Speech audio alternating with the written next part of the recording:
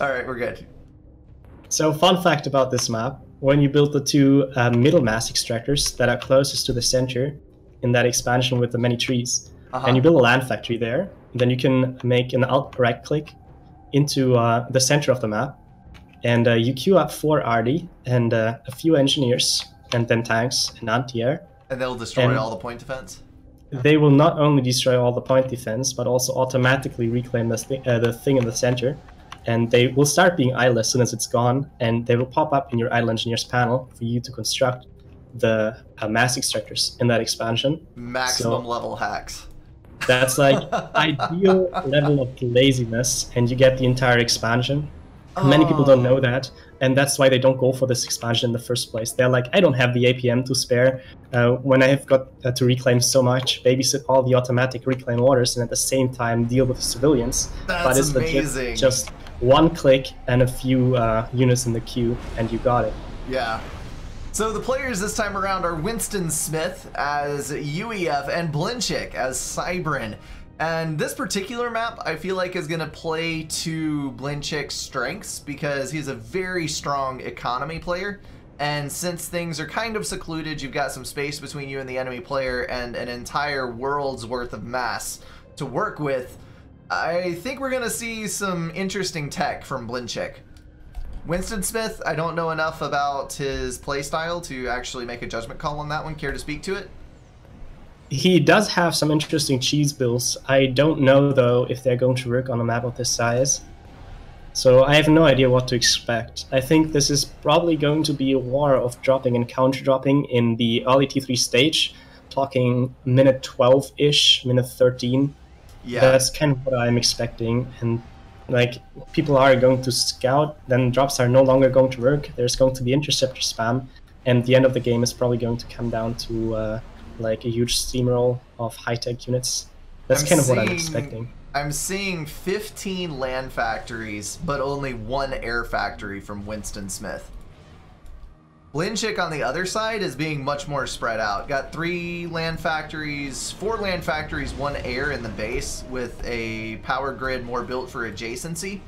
And then we've got 3 land factories to the left, 3 land factories to the right in an identical configuration, and then moves up to the forward expansion. So probably going to see a little bit more of an evenly spread out strategic build from BllnChlk, whereas WinstonSmith is concentrating all of his production in the home base, which, I mean, it's kind of tit for tat, because in the early portion of the game, the person who builds all his factories in the base is going to have that production earlier, but then later on in the game, there will be a little bit more eco on the side of the person who built his factories later, and then his units are going to be moving to the front from a closer location, so they'll have a little bit more fine control over their unit mix than the person with all the build power in the base. So there's advantages and disadvantages both ways. We'll have to see how it works out for both of these guys.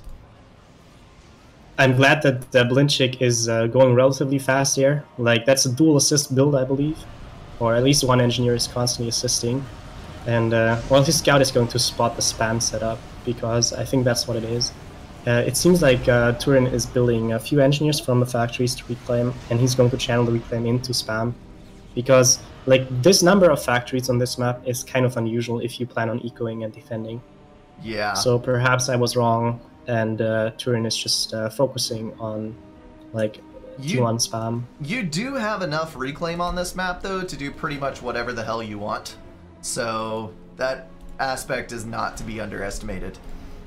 T1 Air Scout looping around, so BllnChlk will be able to get a glimpse into what's going on. I like that the scouts are routed around the center. I have had a couple of games on this map where I forgot to do so, and if you fly over the civilian base, you are going to lose that scout, so don't do that thing.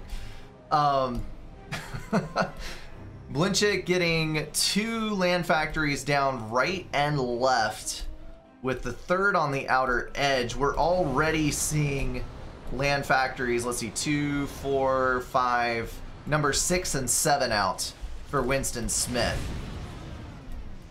Looks like number 6 going down for BllnChlk. So they're actually on fairly even pacing, but don't mind the strat launch detected. Thank you for the donation, whoever that was. That's an interesting donation alert. Yep, people screw with me constantly in games. Very funny idea. Was Mr. Rowie. Thank you, man.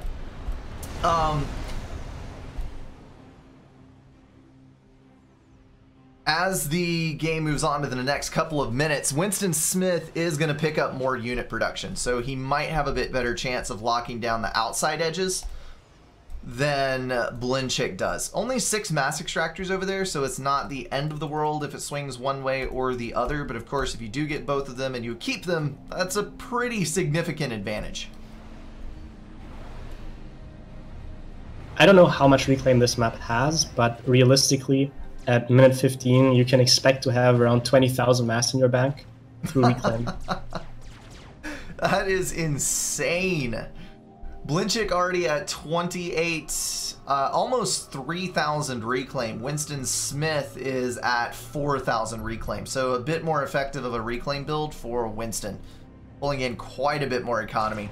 He's actually about 700 points ahead of where BllnChlk is, which is not the best indicator. Score's not an absolute value in Subcom, but it is, at this stage of the game, a good indicator for what exactly is going on the map. Oh my god, please notice BllnChlk. He forgot to build power. Oh my god, no. That's not good. Let me go take a look at that eco before I get out of the...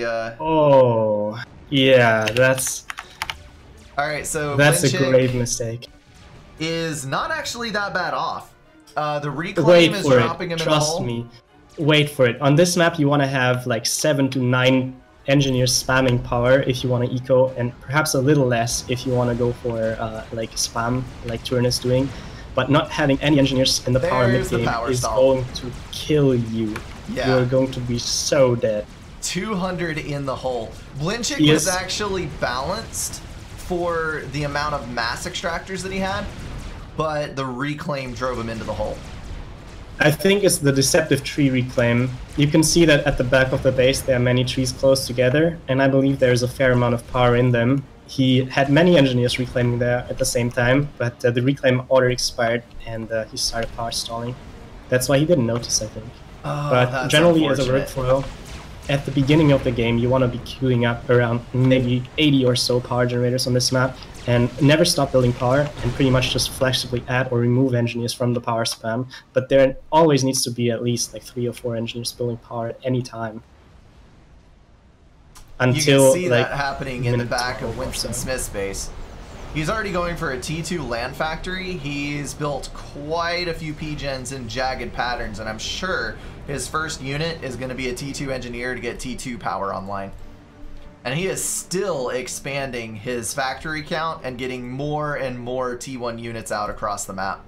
This is just some ridiculous production levels over here. I'm actually going to hop back in and take a look so we can see exactly how many. There are a grand total of 20 land factories for WinstonSmith. And then if we hop over here to BllnChlk, there are 13. Yep. That is quite the build power advantage. Plus, BllnChlk is probably like producing at 50% of his actual rate because of the power stall. And like you can tell, he doesn't quite know what to do about it. Like he's pretty much like brought himself into a position from which is so difficult to recover. It's like a predicament. He can either build power and stall because he's building power, or he can serve the tree reclaim and or not have power later when this expired. So like both is kind of bad. WinstonSmith is taking the safe route and upgrading T2 mass extractors and getting more power built in the back of his base. It's always interesting to see how people react to certain advantages that they may or may not have, because in a situation like this, I would be tempted to just keep overproducing T1 units and try to move in and crush the opponent. What that can lead to is failing, and then you leave a huge that was so good. Leave a huge mass donation on the doorstep of your opponent. if you don't have quite enough to break it. There was actually more to that sentence than failing. Failing is always the possibility, but yes. So I love that conclusion, though. I've had games before where I did that, and I ended up throwing the game because my opponent was able to recover just enough to get that reclaim field and then just steamrolled me with it. And WinstonSmith is being content to kind of contain BllnChlk and is just going for more upgrades in the rear and better things later on. So he may have been able to win at that point with superior production, but he's going for a more guaranteed win later. I like Turin's style so much. What a champion. Like, T2 skip as UEF. I mean, really. He's already 75%, 65% on a T3 upgrade. That is brutal. Like, when I picture someone playing UEF on this map, I see around 80 pillars at minute 13, but like, this stuff is Are we taking different. bets on Titans or Percivals? I bet he goes Titans. No, I bet he drops... Oh wait, he's Turin. Okay, I don't know. But, like, I'm seeing T2 transports dropping 3 Percivals inside BllnChlk's power and finishing him off. What you gonna build? It's Titans. Titans. Like, really. Okay. It's gonna give him the speed and maneuverability on the map, man. He's just a hipster, and he's probably showing off. I don't know. I've seen Titans getting more use recently than I've ever seen them have before. They're still not strong. They're still not fantastic. I will grant you that. But when you're on larger maps, they're just so damn fast. It's hard to deal with them. I think he's just building Titans because he's Turin, not because there's any other reason. Like, he is the kind of guy who makes Obsidians as Aeon. He used to use the UEF Nano before it got buffed, when it was like still strictly worse than T2 pretty much. And like, he's just gonna do the oddball thing. Yeah, he's doing that just to show everybody that the units aren't so bad, it's the player who's bad, sort of. That's the rationale, but like, it's so unnecessary. I mean, come on, when you go T3 skip, you can just drop Percivals and kill him, but no, you have to make Titans. I mean, okay, we get it, you're a good player, but whatever. We got T3 upgrade going down for BllnChlk in the rear, so probably going to see Loyalists coming out of that. I had someone the other day have a conversation where they were claiming that bricks are just all around a bad unit. What's your opinion on that matter?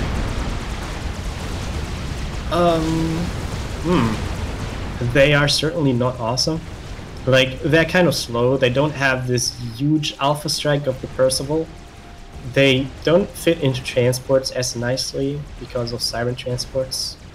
I think there are several reasons why they just aren't as good as other T3 units. Like, Slippers can be quite good with shields. Harps can just out micro bricks, and you have a speed advantage for harps. Like, not just movement speed, but also like the first harp is going to be on the battlefield faster than the first brick. Yeah. So I'd say, if you compare bricks to all other T3 units across the board, bricks are kind of the worst. Like, I used to think they aren't a lot worse than Percivals, but they kind of are. See, and parachutes are also a factor. Yeah, that's what I was thinking, was that you do have so much more damage and range packed into an area than, you know, with, say, Loyalists. But I do kind of get that point. I guess just me with a slightly more turtley playstyle, I've usually preferred to build bricks, but maybe I need to start rethinking that conclusion.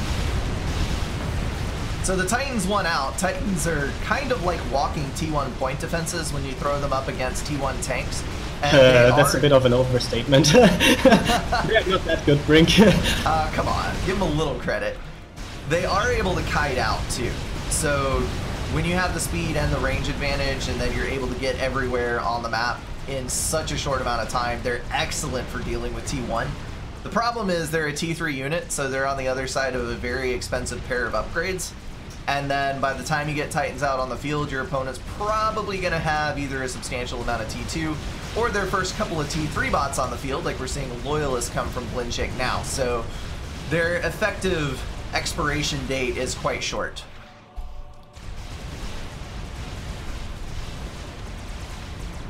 But a lot better intel from Turin. I'm realizing he's got T2 right on the center, and it's so helpful. That and being BllnChlk, said, Turin is still building Titans, so...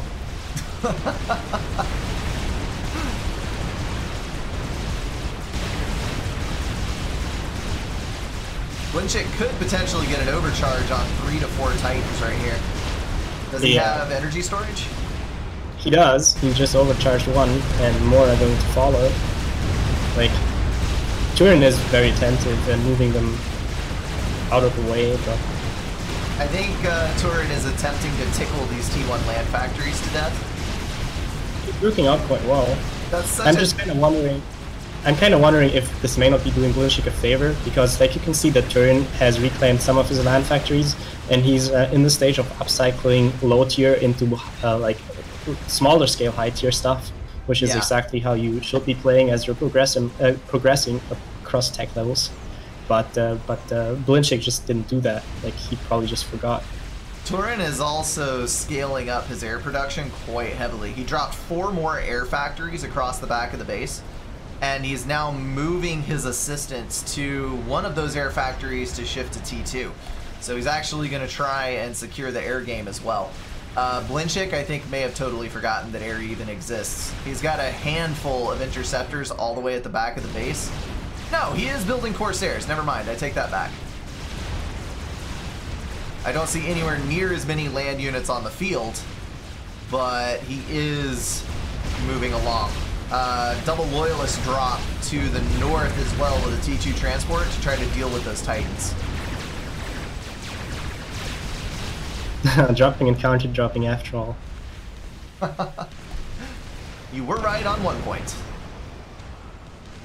Yeah, I really underestimated how much spam Turin was going to build. I kind of expected like a pillar-centric playstyle. Is Turin even building any T1 anymore? I don't think he is. He's expending the last of his T1 units on the front line and has shifted to Percival production on his main factory. And he got like 9 Titans on the field.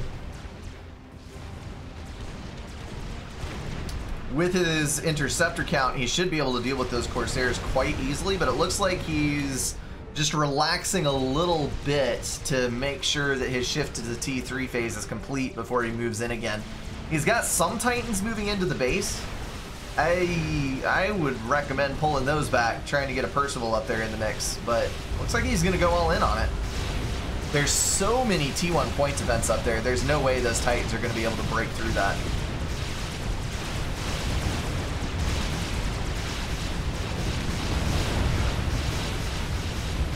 Pretty flashing lights. If only Titans weren't so terrible. They're cool units. You think so? I do. I never liked them. But honestly, this game is so confusing. Like, T1 spam, you sometimes see that. I didn't expect to see it here. Like, fast T3 with dropping and counter dropping, that's sort of standard.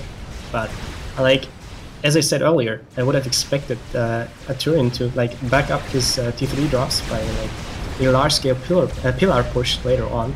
Yeah. And like just skip T2 entirely, and that's very very strange for VF. But there's now 7 Loyalists online on the right for BllnChlk, so should be able to deal with those Titans on the forward line pretty easily. We've got gunships moving over to the left now, though, so Winston is about to start exercising his air control over the map. Probably going to pick up mass extractors, anything in the expansions that looks valuable, and then move around towards the base. Same inti count for both players, actually. The same inti count? Yes. If BllnChlk moves in now, then Turin should win, unless he fail micros, because the gunships have some tankiness. BllnChlk has put a lot of assistance on that air factory. I guess that's also what you get when you are building gunships, you're not building interceptors. So you, by any reckoning, should fall behind on your interceptor production. Interestingly, BllnChlk didn't build Corsairs for long. He only has 2. It's probably because he realized that he didn't have air control. He had 3 earlier. Did one of them get shot down?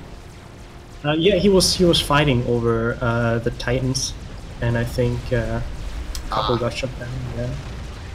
Looks like BllnChlk is a little reluctant to engage in an air fight. Of course, you don't really want to engage on the gunships because the targeting priorities will screw with your air micro, and the gunships end up meat shielding for the interceptor fire. That was a bad turn overall, though. Winston's gonna get in behind that, and hard to tell who's winning, to be honest. Actually, that was some messy air micro. Yeah, that was quite messy. Definitely, but it looks like Turin winning, yeah. Yeah. I think that was probably the worst pair of air turns I've ever seen in a 1 versus 1 game, but somehow Winston got out on the back end of it and pulled a win out. Well, it's a tournament, so people are going to be really nervous. Yeah. Mistakes like these happen. I'd say in general, when you play a tournament, you're going to perform at 50% of your skill level at best, compared to like normal games, simply because of how nervous everybody is. So many gunships. Yeah, they're actually like denying this entire push. That's very sad because it was a good push, but yeah, air control lost. There's a personal and 3 Titans on the front though, so I don't think that many of those units would have gotten past. Titans would have been able to chase down any that did. Got 3 Percivals on the left too. A lot of support factories down for Winston now, so he is definitely moving into full-on T3 production. BllnChlk now panic building some T2 power after some huge increase in his power expenditure. After he lost air, he's desperate to rebuild it, so he needs to build extra power generators. He needs to build some flak is what he needs. But that would certainly help too. He's got a single T3 mobile anti-air in his base, and it looks like that's what he's decided to build. I think that's a horrible idea. T2 flak is generally your best bet versus gunships, even over stationary flak in some cases. The stationary flak has a little bit more range, but it is obviously immobile, so you can move those flak anywhere you need them and just deny gunships pretty much everywhere. Gunships are not that speedy, so... T2 flak has the huge advantage of like a very decentralized anti-air coverage. It's very difficult to tell in like an army, especially when it's purple and you can't see what the units are, where the anti-air is, and how much there is. Let's rewind. When you can't see what the units are. Right. But I do think that many players are affected, not just me. Okay. The gunship production is just keeping on full speed ahead. Turin fully content to just keep exploiting gunships as long as his opponent is not using flak effectively. I do see the first couple of mobile flak coming out of the forward T3 support factory, so BllnChlk will have a few now. Should be able to deny some of those pushes. And it looks like a T3 P-Gen in the back for BllnChlk. Might see a T3 air shift. I spy a paused T2 factory, so might be seeing that kind of thing. Both players actually at the same time. Yeah. Winston has got far more build power on his P-Gen. Let me go take a look at the eco and the reclaim counts. BllnChlk looks like 50,000 reclaim in mass and at 118 mass income steady versus 135 for WinstonSmith. So ridiculous. About, yeah, 15 mass advantage and 50,000 reclaim. So even footing on reclaim and slightly ahead on mass for Winston. What is happening? It looks like Winston is losing his decisive win. Exactly the same reclaim count for both players, is that correct? Yes. Oh within about 200 mass. Right, yeah. That's very different. You don't see this every day. So much T1 anti-air. Too bad the projectiles are so slow. Yeah, it's Siren T1 anti-air. It's sad? Sad is the word you were looking for? Like, I just had a flashback of a game where Soviet Pride spammed T1 mobile flak Siren T1 mobile flag from 20 factories on Canis, and like killed someone's navy production with it. It was a very strange game, but well, that's what you get when you have a land-air toggle on your anti-air weapon. Cybern AA in general is weird. It's got excellent single target removal. The damage is good, the tracking is good. The problem is that it wastes a buttload of damage per second because every time an air unit dies, all of the projectiles that are in the air that were aimed at that unit just disappear. So depending on how slow the projectile is, you could be wasting half or 3/4 of a second worth of DPS, whereas other factions are retargeting pretty much immediately. That's one of the things where the Aeon Cruiser is an excellent choice for single target removal because it has that tracking projectile with huge amounts of damage to a single target, but unlike the Cybern Cruiser, it's pretty much instantaneous. It fires and the projectiles hit as or right before the next projectiles launch, so it can swap between targets very quickly. On the Cybern Cruiser, you're losing a full second of damage by the time that air unit flies over. Turin is constructing a strat, while BllnChlk is a little bit behind with his air factory upgrade. There's also an eco difference of around like 40 mass income per second or 30, and like this second power generator for Turin is going to allow him to make strats and Omni, while BllnChlk is probably going to have neither. But BllnChlk must have excessive mass because he's going for 2 incredibly heavily assisted T3 mass extractor upgrades at once, but now I'm looking at how fast they're building and they're stalled hard. He should pause one or the other. That's true, and put more reclaim on the Pigeon Wreck. And going for a T3 air factory at the same time. Yeah, like he's spending 8 times more than he has, or like maybe 6 times, but still. He's doing a me! Okay.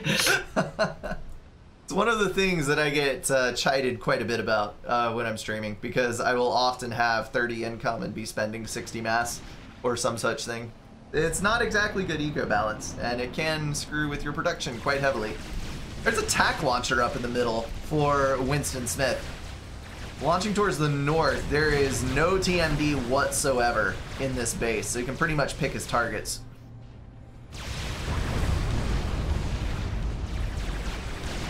Looks like that target is the T2 mass extractor? Yeah, the ring one. Oh no! Oh! It died at 99% to the T3 upgrade. The agony. It just lost the wreckage though. Like it's still a huge loss, but like it's a Cybern mechs, remember? They don't have HP. Yet another reason that I'm going to start playing with the alternate balance.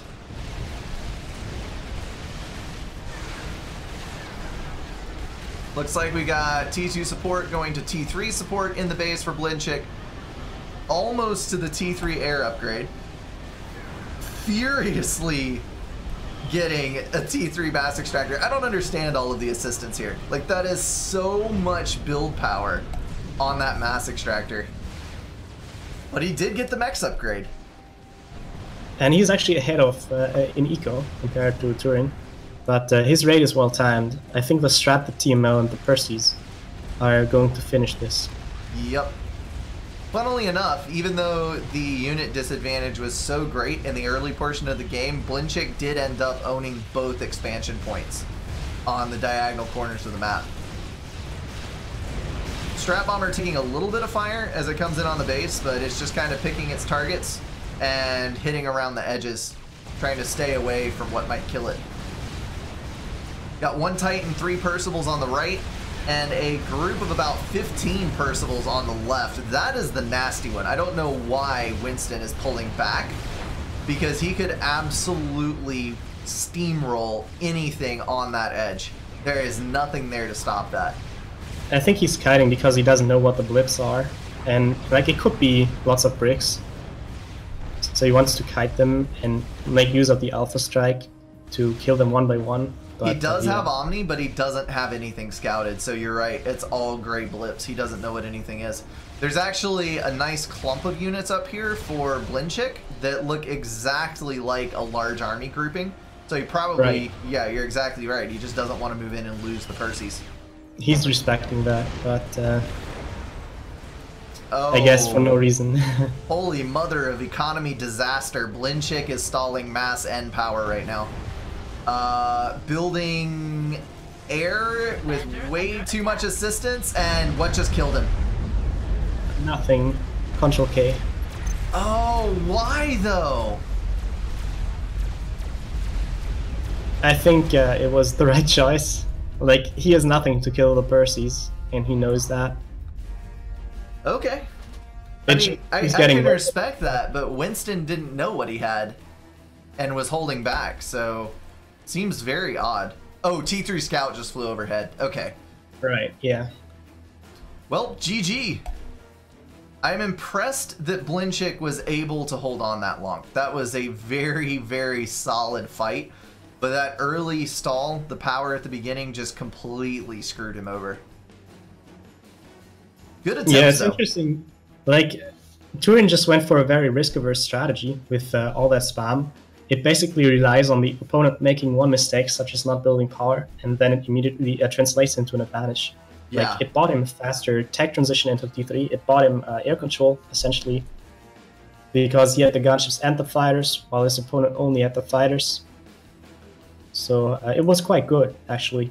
Makes sense. I guess not every UEF player on this map has to build pillars and drop Perseus. Can also make Titans, after all. Yes! Always build the Titans. It's the answer to everything. That's very bad advice, actually, but if you're Turin, you can make it work. Don't listen to him. Don't listen to him. You just saw it. The Titans won the game. That's all you need to know. That is going to wrap everything up for this video, guys. If you enjoyed it, feel free to drop a like and share it with someone. If you want to support the channel, catch the streams, or join the Discord, check out the links in the description. Thank you all for being at least partially insane, and I will see you in the next one.